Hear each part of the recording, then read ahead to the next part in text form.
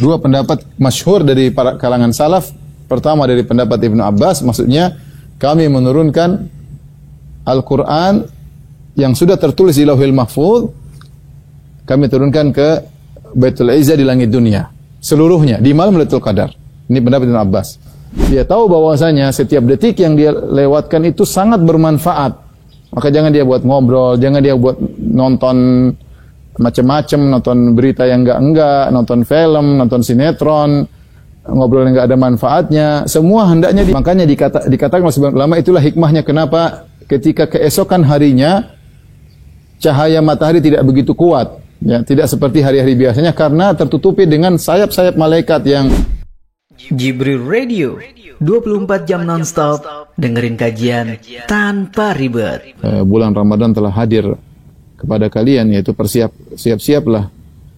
Fihi lailatun khairun min alfi syahr. Di dalam bulan tersebut ada suatu malam yang lebih baik daripada 1000 bulan. Ya. Kemudian kata Nabi sallallahu alaihi wasallam, man hurimaha faqad hurima al khaira kullahu. Siapa yang terhalangi dari keutamaan Lailatul Qadar, maka sungguh dia telah terhalangi dari seluruh kebaikan. Wala yuhramaha illa mahrum, dan tidaklah terhalangi dari keutamaan Lailatul Qadar kecuali orang yang benar-benar sejatinya benar-benar terhalangi. Itu benar-benar orang yang merugi. Baik, ikhwan dan akhwat yang dirahmati Allah Subhanahu wa taala, maka pada kesempatan kali ini kita akan membahas tentang keutamaan Lailatul Qadar. Kemudian kita akan bahas juga tentang kiat-kiat bagaimana kita menggapai Lailatul Qadar. Maka izinkanlah saya untuk menyampaikan tentang tafsir surat Al-Qadar, karena ini adalah surat yang paling tegas dan jelas menjelaskan tentang keutamaan malam Lailatul Qadar. Allah turunkan surat khusus tentang Lailatul Qadar. Tolong diperhatikan. Allah Subhanahu wa taala berfirman, ya. Inna anzalnahu fi Lailatul Qadar wa ma adraka ma Lailatul Qadar. Lailatul Qadri khairun min alfi syahr. Kemudian tanazzalul malaikatu warruhu fiha bi'izni rabbihim min kulli amr. Salamun hiya hatta matla'il fajar. Salamun hiya hatta matla'il fajar. Baik, kita akan bahas pertama. Allah Subhanahu wa taala mengatakan, sungguhnya kami telah menurunkannya. Kata Allah, sesungguhnya kami telah menurunkannya.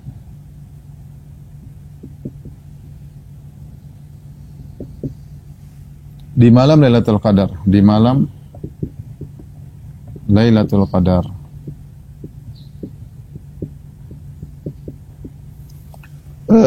Allah Subhanahu wa taala dalam Al-Qur'an, ini adalah surat Al-Qadar. Surat Al-Qadar. Sebelumnya adalah surat Al-Alaq. Surat Al-Alaq.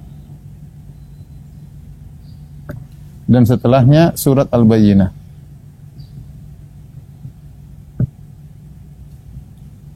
Surat Al-Bayyinah, ya. Surat Al-Alaq maksudnya surat Iqra bismi rabbikal ladzi khalaq.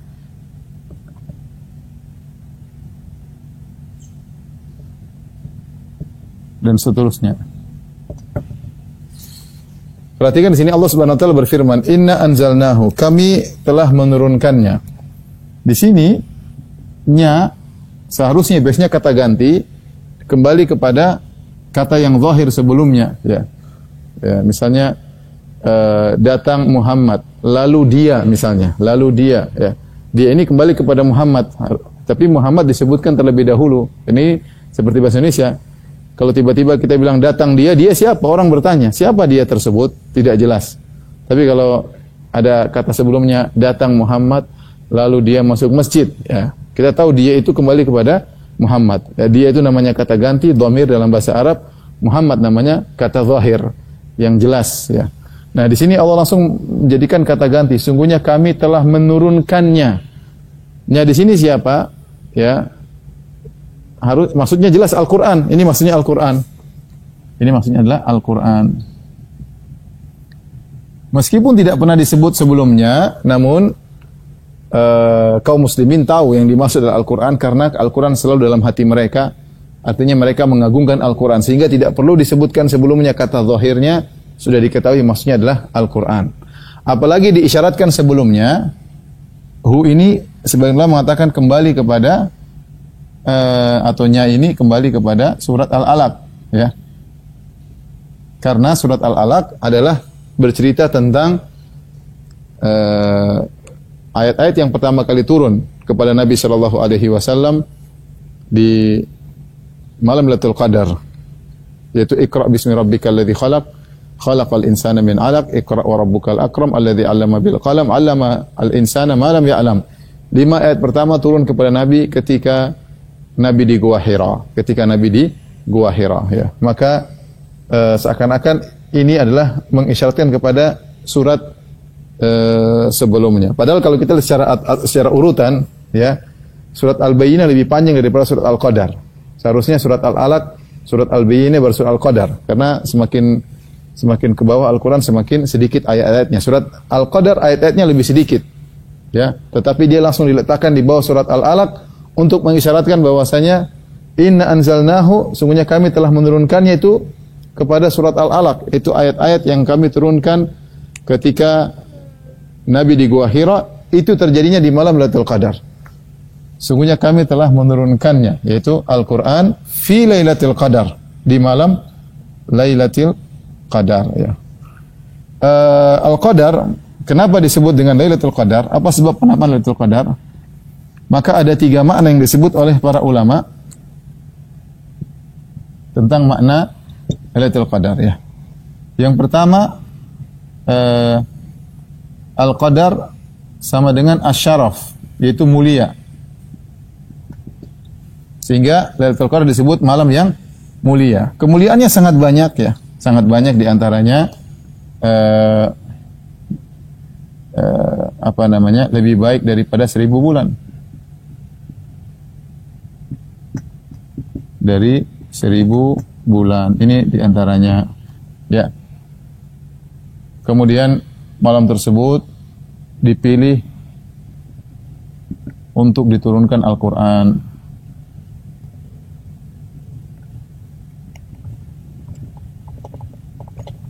Ya, dan banyak keutamaan Lailatul Qadar. Maka disebut dengan malam yang mulia. Siapa yang beribadah di malam itu menjadi mulia.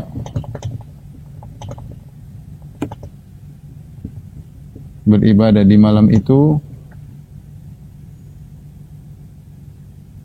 di malam tersebut menjadi mulia.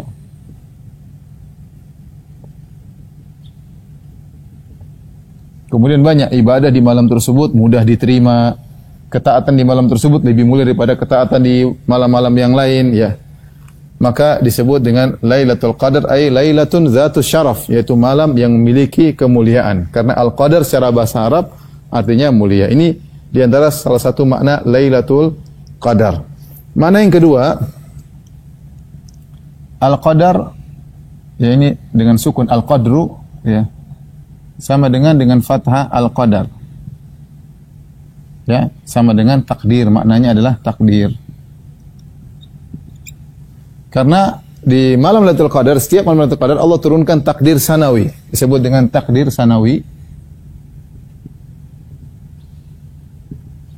Itu takdir tahunan.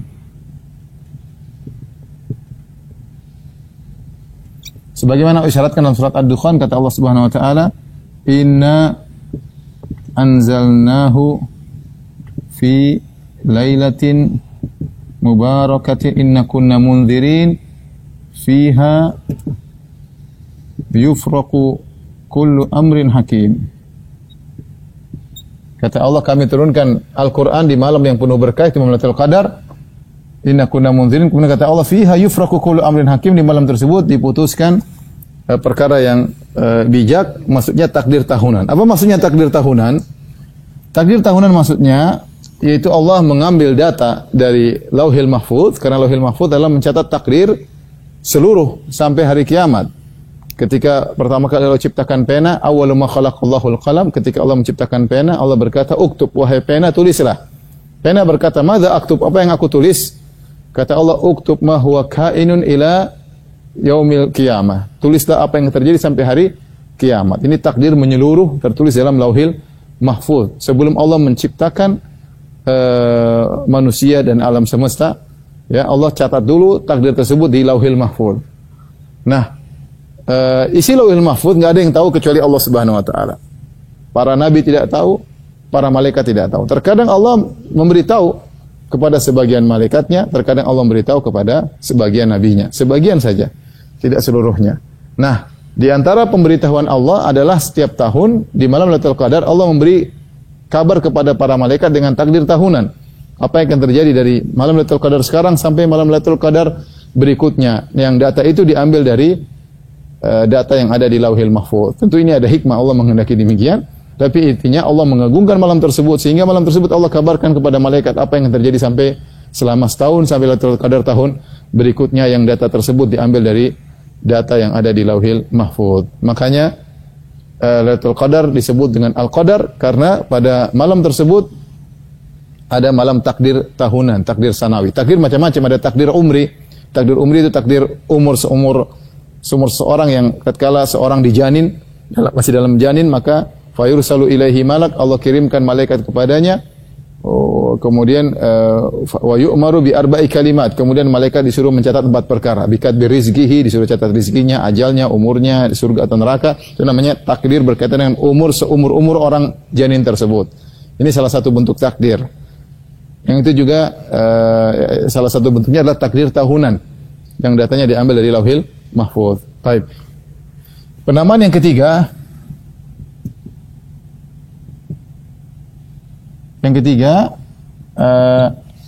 Al-Qadar artinya ad-dayyiq atau ad-dhiq, sempit. Dan ini banyak dalam Al-Quran, perkataan Al-Qadar maksudnya sempit. Contoh, Allah Subhanahu wa taala berfirman dalam surat Al-Fajr, "Wa amma idza mabtalahu faqadara alaihi rizqahu fayaqulu rabbi ahanan." Adapun jika manusia kami sempitkan rezekinya, kami uji, faqadara alaihi rizqahu, qadara yaitu kami sempitkan rezekinya, fa yaqulu rabbi ahanan, dia berkata Rabbku telah menghinakan aku.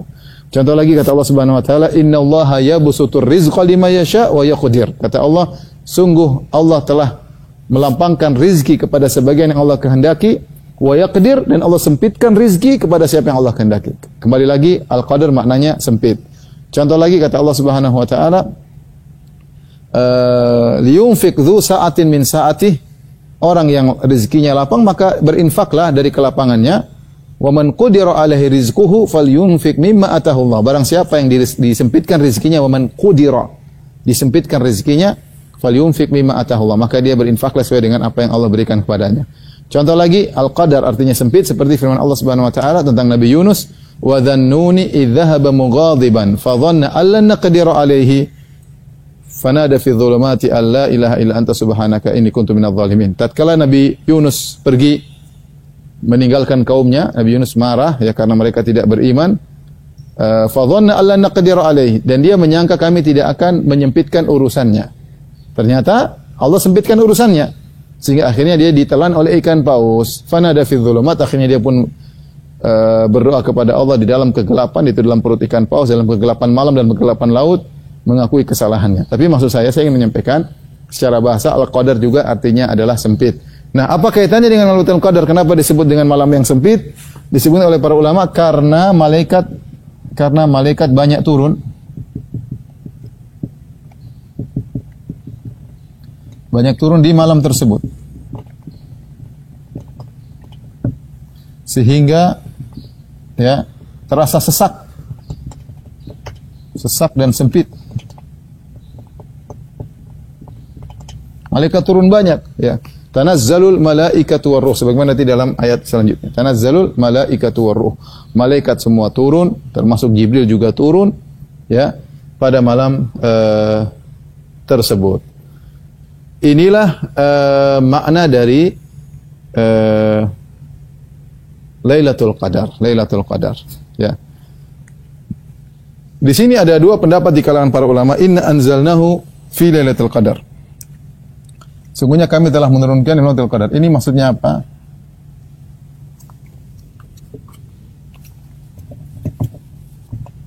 Kami telah menurunkannya di malam Lailatul Qadar. Ini ada khilaf di kalangan para ulama.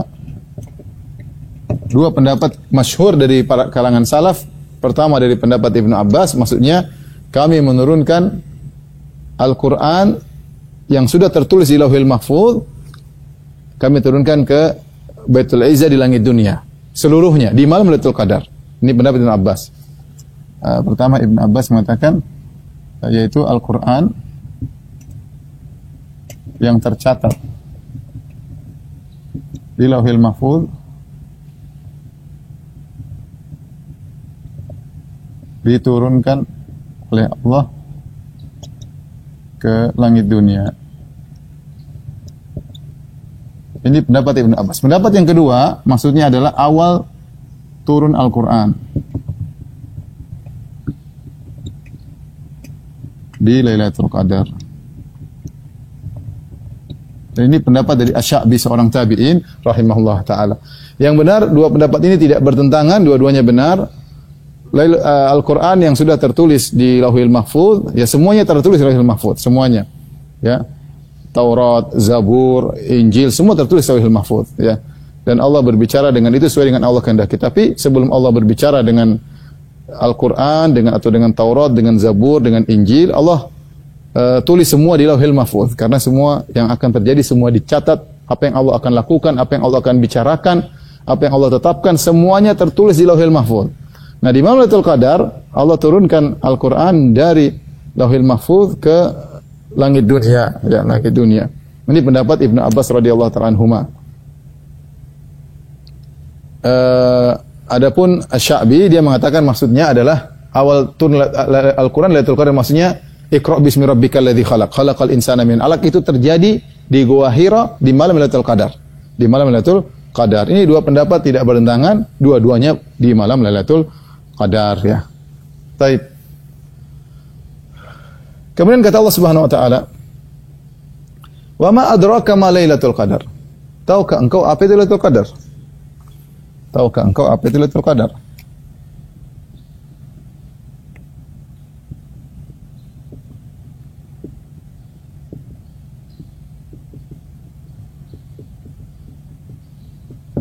Tahukah engkau apa itu Lailatul Qadar? Ya. Dan ini adalah metode dalam bahasa Arab untuk menunjukkan agungnya sesuatu dengan pertanyaan, tahukah engkau apa itu? Ini uslub metode bahasa Arab. Orang Arab mengerti. Pertanyaan itu maksudnya untuk pengagungan. Dan ini Allah gunakan metode ini karena Al-Quran turun dalam bahasa Arab.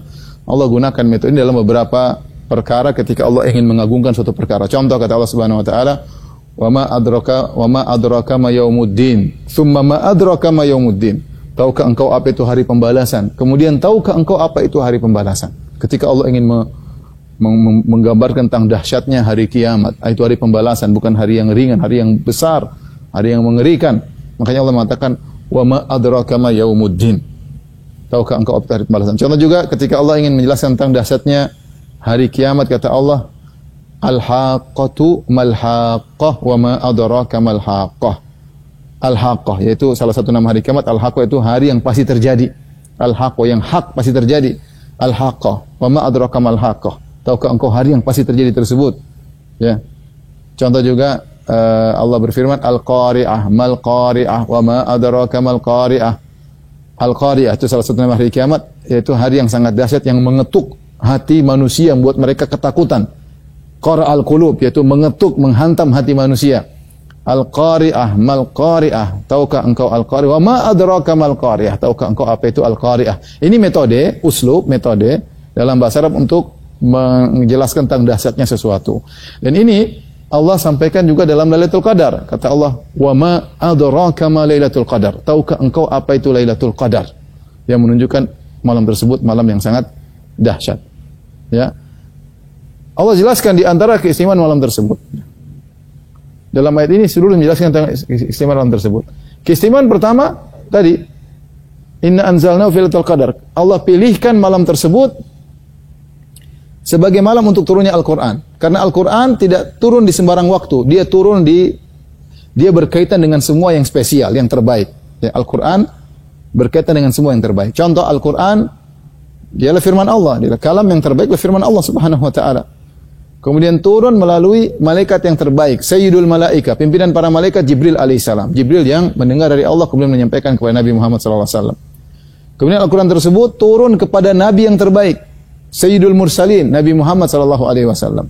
Al-Qur'an tersebut turun di bulan yang terbaik, yaitu Ramadan, syahrul Ramadan alladzi unzila fihi al-Qur'an. Al-Qur'an tersebut turun di kota terbaik, kota Mekah, yang Nabi pernah berkata, innaki la ahabbu ardillahi ila Allah. Engkau adalah kota yang terbaik, yang paling dicintai oleh Allah, kota Mekah. Ya, tetapi Nabi harus pergi karena diusir oleh penduduk kota Mekah. Tapi kota yang terbaik adalah kota Mekah. Kemudian diturunkan di malam yang terbaik, Lailatul Qadar. Maka ketika malam tersebut dipilih sebagai malam untuk diturunkannya Lailatul Qadar, maka diturunkannya Al-Qur'an, maka itu menunjukkan malam yang terbaik. Itu menunjukkan malam yang terbaik. Kemudian yang kedua, keterbaikan yang kedua menunjukkan Al-Qur'an adalah malam yang dahsyat yang Allah sebutkan dalam ayat ini. Lailatul Qadri khairun min alfi syahr. Ya.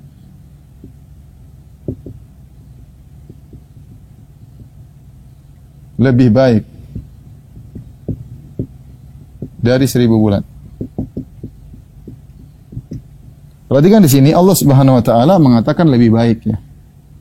Allah tidak mengatakan Lailatul Qadri ka alfi syahr. Allah tidak mengatakan Lailatul Qadar seperti 1000 bulan. Tapi Allah menggunakan lafal khairun, lebih baik. Lebih baik yang seberapa? Wallahu alam bisawab. Ya, karena 1000 bulan itu gambaran yang luar biasa. Kata Allah lebih baik daripada 1000 bulan. Lebih baik daripada 1000 bulan, ya. Artinya apa? Siapa yang beramal di malam tersebut? Maksudnya siapa yang beramal di malam tersebut lebih baik dari beramal 1000 bulan. Nah, ini adalah optimalisasi umur luar biasa. Umur kita hanya sebagaimana kata Nabi SAW, a'maru ummati baina sittin ila sab'in. Umur umatku antara 60 sampai 70. Wa aqallu man yajuzu dzalik. Hanya sedikit umur umatku yang melebihi 70. Nah, di antara bonus yang Allah berikan kepada umat Muhammad sallallahu alaihi wasallam, umurnya umat Muhammad sedikit bandingkan dengan umur umat-umat terdahulu yang ada di antara mereka ratusan tahun, mungkin sampai 1000 tahun, ya. Kita umur 60 70 kemudian selesai. Padahal kita butuh amal soleh yang banyak. Yang Nabi sallallahu alaihi wasallam bersabda, khairun nas man tala umruhu wa hasuna amaluhu. Sebaik-baik manusia adalah yang panjang umurnya dan baik amalnya. Ada solusi bagi umat Islam agar bisa bersaing dengan umat-umat sebelumnya, ya. Yang Rasulullah SAW berkata, nahnu al-akhirun al-awwalun. Kita ini umat yang belakangan tapi yang paling duluan masuk surga, kata Nabi. Nahnu al-akhirun al-awwalun. Kita yang paling terakhir muncul tapi kita duluan masuk surga, di antaranya karena amal umat Muhammad lebih banyak. Di antara hal yang menjadikan amal mereka menjadi banyak, Allah kasih bonus namanya Lailatul Qadar. Siapa yang beramal di situ, maka seperti beramal 1000 bulan atau lebih baik. Dan 1000 bulan 83 tahun lebih, sekitar 84 tahun. Taruhlah 84 tahun. Ya, taruh 84 tahun. Maka barang siapa yang setiap tahun mendapatkan Lailatul Qadar, maka luar biasa. Bayangkan kalau dia 10 tahun dapat setiap tahun dapat Lailatul Qadar selama 10 tahun. Berarti dia telah men-save 840 tahun. Kalau setiap tahun dapat Lailatul Qadar berarti 84 tahun sampai 10 tahun 840 tahun atau 830 tahun. Luar biasa. Siapa yang bisa ibadah 830 tahun? Enggak kuat. Tapi dengan karunia Allah, Allah Subhanahu wa taala memudahkan kaum muslimin untuk bisa meraih keistimewaan tersebut. Nah, makanya saya ingin ngajak hitung-hitungan meskipun tidak seperti ini, tapi ini sekedar untuk hitung-hitungan.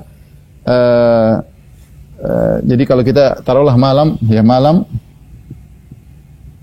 Lailatul Qadar 10 jam.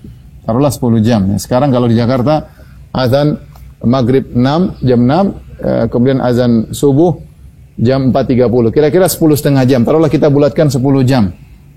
Kemudian nilainya ya. Nilainya lebih baik atau sama dengan taruhlah 83 tahun. Ya. Berarti 1 jam kurang lebih bernilai 8,3 tahun ibadah. 8,3 tahun ibadah ya. Coba dihitung berarti 1 menit berapa coba?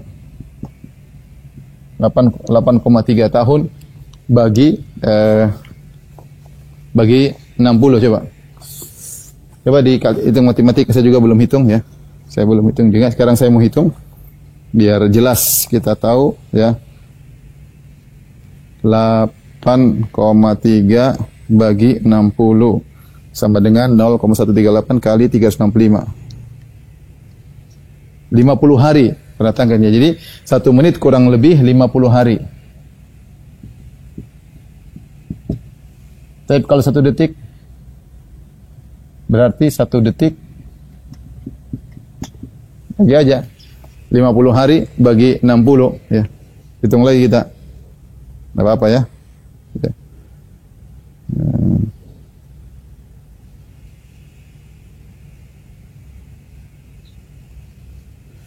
Bagi 60 sama dengan 0,841 hari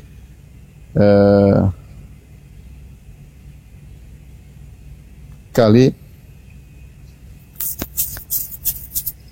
atau ya kurang, berarti hampir kurang, tidak sampai sehari ya. Coba kali 24 sama dengan 20 jam. 1 detik bernilai kurang lebih 20 jam. Ini matematika sederhana untuk kita semangat ya, maksud saya. Mungkin saya salah hitung, coba nanti dicek lagi. Tapi ini sederhana agar kita semangat bahwasanya 1 detik yang kita lewatkan itu kalau kita baca Al-Quran seperti kita baca 20 jam. Ya. Hemat, benar-benar hemat umur. Maka seorang biar semangat. Tentunya tidak seperti ini ya. Artinya bisa jadi orang beribadah kurang daripada itu, tapi Allah ridhoi, maka Allah anggap sudah seperti lebih baik daripada 1000 bulan ya. Ini kalau, tapi ini sekedar menyederhanakan. Seandainya kita beribadah full, ya, padahal tidak harus full. Tidak harus full. Seorang boleh tidur ya, boleh tidur 2 jam, berapa yang penting Allah ridho dengan amal perbuatan amal soleh yang dia kerjakan ya. Tapi intinya ini sebagai gambaran agar seorang semangat. Dia tahu bahwasanya setiap detik yang dia lewatkan itu sangat bermanfaat. Maka jangan dia buat ngobrol, jangan dia buat nonton macam-macam, nonton berita yang enggak, nonton film, nonton sinetron, ngobrol yang enggak ada manfaatnya. Semua hendaknya dihabiskan pada yang perkara yang bermanfaat karena nilainya sangat spesial. 1 detik kira-kira 20 jam. Mudah-mudahan saya enggak salah. Mudah-mudahan saya enggak salah hitung. Ini terus firman Allah Subhanahu wa taala, "Tanazzalul malaikatu war-ruh." Para malaikat turun dan ar-ruh. Tanazzalul yang menunjukkan tatanazzal, yaitu tanazzalu itu dari tatanazzal, yaitu malaikat turun enggak berhenti-berhenti. Malaikat turun terus-menerus.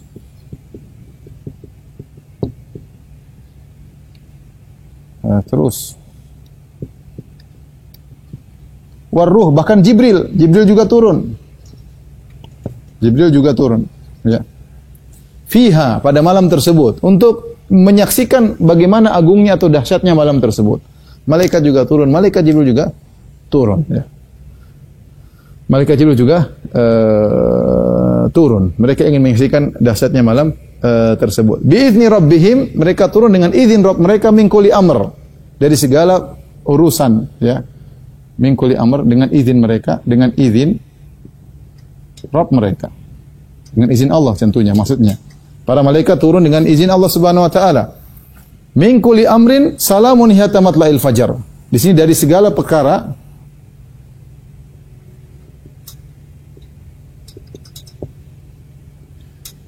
keselamatan malam tersebut sampai keselamatan malam tersebut hingga terbit fajar. Tapi saya ingin menyampaikan ada beberapa tafsiran berkaitan dengan ini. Yang pertama, ikhwan dan akhwat dirahmatillah Subhanahu wa taala, malaikat turun dengan izin Allah Subhanahu wa taala. Min kulli amrin salamun, dari segala perkara keselamatan, dari segala perkara keselamatan. Ada sebagian ulama berpendapat maksudnya untuk menjelaskan turunnya malaikat di bumi ketika itu untuk membawa keselamatan. Kenapa? Karena sering malaikat turun bawa azab. Sering malaikat turun bawa azab. Seperti orang-orang musyrikin yang sering minta, mana malaikat? Ya. Laula unzila alaihi malak. Bagaimana kalau Muhammad turun bersamanya malaikat? Kata Allah, "Ma nunazzilul malaikata illa bil haqqi wa ma kanu idzan munzarin." Dalam surat Al-Hijr kata Allah, kami tidak turunkan malaikat kepada mereka. Seandainya kami turunkan malaikat kepada mereka, mereka tidak akan ditunda, akan diazab. Malaikat sering turun datang azab, seperti malaikat yang mengadab kaum Lut. Allah kirimkan malaikat untuk mengadab kaum Lut. Ya, kemudian juga Allah juga berfirman dalam surat Al-Furqan, kata Allah Subhanahu wa taala, "Yauma yarawnal malaikata la busyra yauma idzil lil mujrimin." Hari di mana mereka akan melihat malaikat turun kepada mereka dan tidak ada kabar gembira bagi mereka, itu azab akan turun kepada mereka. Ya. Makanya di sini Allah jelaskan malaikat turun ketika itu bukan untuk menurunkan azab, tapi untuk keselamatan. Makanya min kulli amrin salam, malaikat turun untuk bawa keselamatan. Karena malaikat terkadang turun bawa azab. Membawa keselamatan disebutkan juga oleh sebagian ahli tafsir, maka malaikat akan berjalan-jalan mencari orang-orang yang beribadah dan mengucapkan salam kepada mereka meskipun mereka tidak dengar. Salamun alaikum, keselamatan bagi kalian, keselamatan bagi kalian. Malaikat memberi salam kepada orang-orang yang sedang beribadah di malam tersebut. Dan itu kebiasaan malaikat. Kebiasaan yang mereka lanjutkan sampai tatkala di surga. Di antara kebiasaan malaikat adalah memberi salam kepada para penghuni surga. Seperti dalam surat Ar-Ra'd, kata Allah Subhanahu wa taala, "Wal malaikatu yadkhuluna 'alaihim min kulli bab, salamun 'alaikum bima sabartum fa ni'ma uqbaddar." Ya. Dan malaikat memasuki mereka penghuni surga dari segala pintu dan malaikat berkata, "Salamun 'alaikum bima sabartum," keselamatan atas kalian karena kesabaran kalian masuk surga. Jadi malaikat memberi salam, mereka mencari hamba-hamba Allah yang sedang beribadah, yang sedang baca Quran, yang sedang salat malam, yang mungkin sedang berbakti kepada orang tua, yang mungkin sedang bersedekah, diucapkan selamat oleh malaikat kepada mereka. Maka hani'an lahum, sungguh kebahagiaan, kegembiraan bagi mereka yang di malam tersebut malaikat mengucapkan salam kepada mereka sementara mereka sedang beribadah kepada Allah Subhanahu wa taala. Maka celaka di malam tersebut orang-orang yang main-main atau sedang bermaksiat, nonton yang enggak-enggak, sedang bergibah ria, sedang sangat merugi pada malam tersebut, ya. Ini di antara tafsiran salam, ya. Hiya hatta matla'il fajar. Sebagian mengatakan salamun hatta maksudnya malam tersebut malam penuh dengan keselamatan. Malam penuh dengan keselamatan. Hiya hatta matla'il fajar, sampai terbit fajar. Di sini perhatikan hingga terbit fajar. Hingga terbit fajar. Sampai terbit fajar. Ini ada dua pendapat di kalangan para ulama tentang kata hingga di sini. Khilaf. Ada yang mengatakan maksudnya, dan ini pendapat mayoritas, malam Lailatul Qadar berakhir dengan terbit fajar, azan subuh. Dan ini yang zahir daripada Al-Quran, karena malam memang dimulai dari terbenam matahari sampai terbit fajar, itu namanya malam. Berarti Lailatul Qadar, azan subuh Lailatul Qadar selesai. Sehingga subuh tidak termasuk dari Lailatul Qadar. Pendapat yang kedua ini disyaratkan oleh Tahir bin Asyur dalam tafsirnya. Hingga di sini maksudnya hingga ujung ikut masuk, ya. Misalnya saya pergi dari Jakarta sampai ke Bandung, maksudnya saya sampai bukan di perbatasan Bandung, saya masuk ke Bandung. Saya masuk ke Bandung, hingga di sini ujung ikut masuk. Ini pendapat kedua. Secara bahasa mungkin kata hingga itu secara bahasa bisa jadi tidak masuk ujungnya, bisa jadi ikut masuk ujungnya. Seperti saya mengatakan, saya pergi dari Jakarta hingga ke Bandung. Apa maksudnya hingga ke Bandung? Apakah di perbatasan sebelum masuk ke Bandung? Ataukah saya masuk ke dalam Bandung? Dua kemungkinan dalam bahasa Arab. Pendapat pertama mengambil kemungkinan bahwasanya ujung tidak ikut masuk, sehingga namanya malam berakhir dengan terbit fajar. Sehingga kalau sudah azan subuh, Lailatul Qadar selesai. Azan subuh, Lailatul Qadar selesai. Pendapat kedua, ujung ikut masuk. Dan ini rahmat dari Allah Subhanahu wa taala. Pendapat Tahir bin Asyur bahwasanya subuh ikut masuk. Sehingga solat subuh ikut masuk dalam Lailatul Qadar. Maka seorang waspada agar dia jangan lalai solat subuh di malam Lailatul Qadar. Ya, menurut pendapat kedua, matla'il fajar, terbit fajar, masih masuk dalam Lailatul Qadar. Masih masuk Lailatul Qadar, sehingga salat subuh bagian dari Lailatul Qadar. Sehingga salat subuh bagian dari Lailatul Qadar.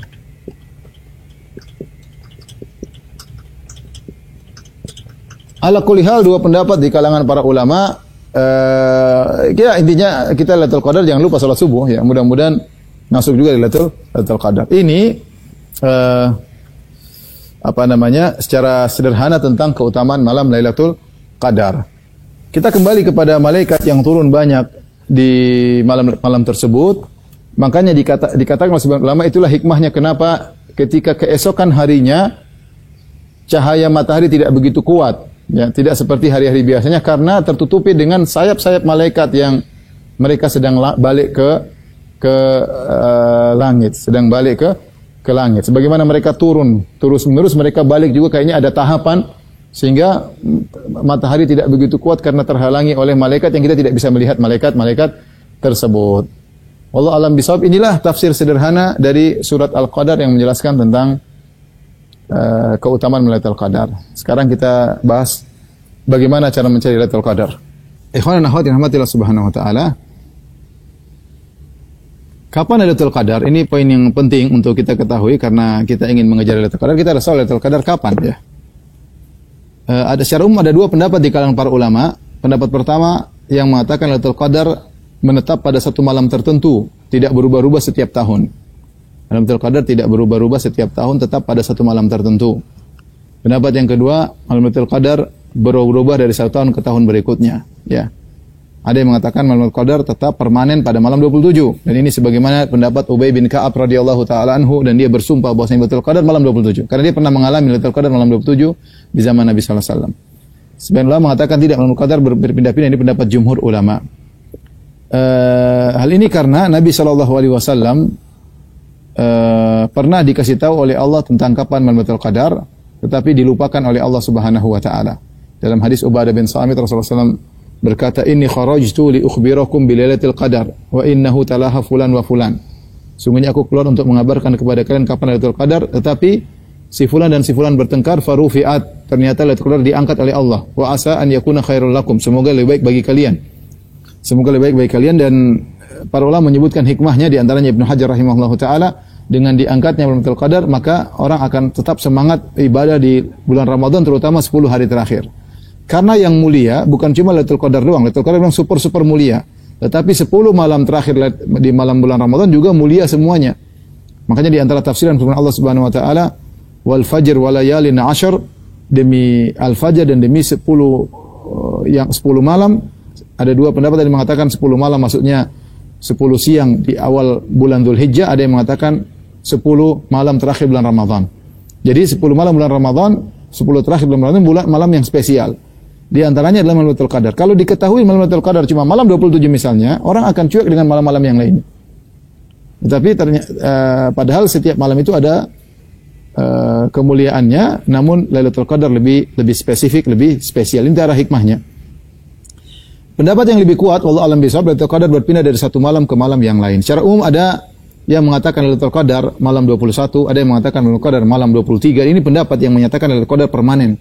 Ada yang mengatakan Lailatul Qadar malam 27 dan ada yang pendapat mengatakan Lailatul Qadar malam 29. Khilaf ini diantaranya disebutkan oleh Ibnu Atiyah dalam tafsirnya Al-Muharrar Al-Wajiz. Dan pendapat yang lebih kuat bahwasanya Lailatul Qadar berpindah-pindah karena kita lihat berdasarkan hadis-hadis, ternyata Rasulullah SAW di zaman Nabi pernah Lailatul Qadar malam 21. Sebagaimana hadis Abu Sa'id Al-Khudri.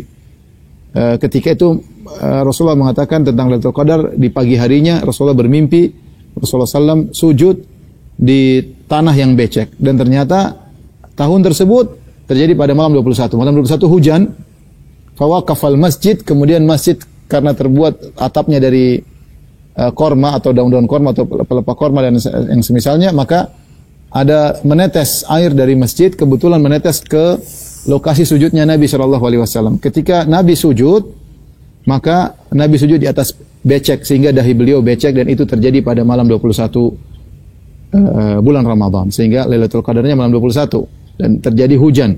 Oleh karenanya bisa jadi Lailatul Qadar hujan, bisa jadi hujan sebagaimana zaman Nabi sallallahu alaihi wasallam. Kemudian ada yang berpendapat Lailatul Qadar malam 23 berdasarkan hadis Abdullah bin Unais radhiyallahu taala anhu. Waktu dia berbicara tentang Lailatul Qadar, dia mengatakan, kami bersama Nabi sallallahu alaihi wasallam, tiba-tiba kami bertanya kepada Nabi tentang Lailatul Qadar. Kata Nabi sallallahu alaihi wasallam, iltamisuha al-lailah, carilah Lailatul Qadar malam ini. Ketika itu malam 23.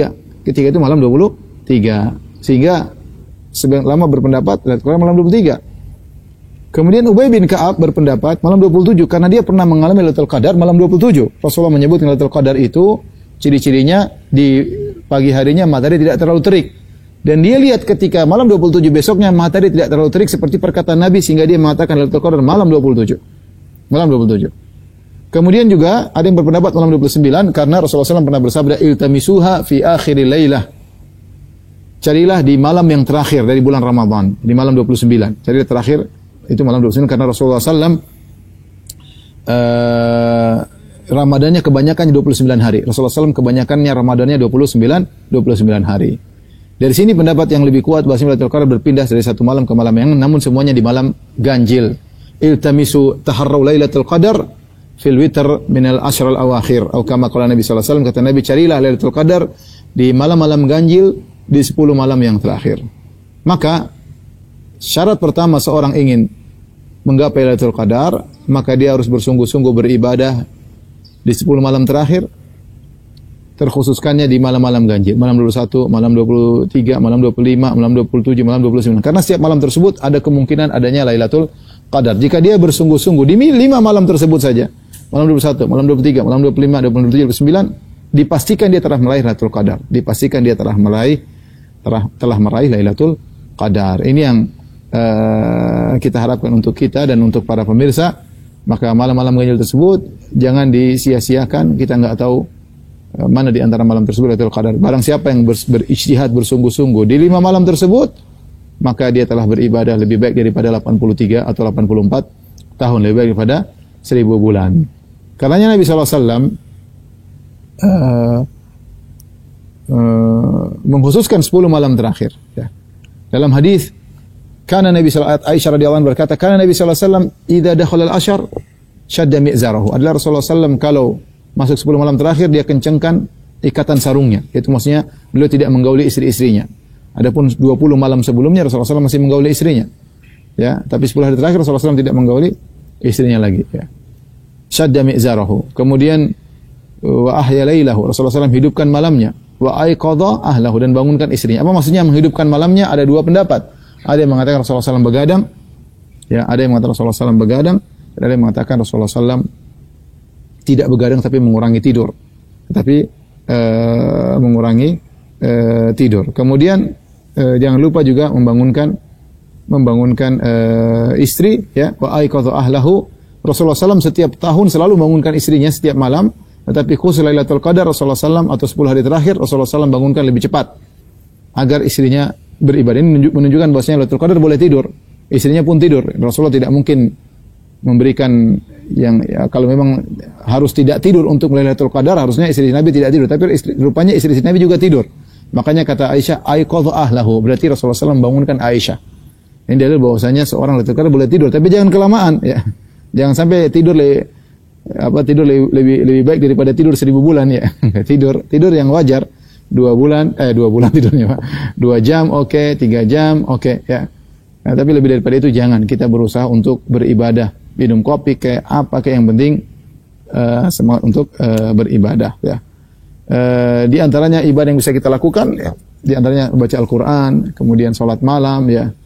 Makanya bagus kalau ada misalnya bikin program salat diperbanyak, ya, salat ronde pertama, salat ronde kedua, seperti di Masjid Nabawi, Masjidil Haram, agar orang-orang terisi waktunya.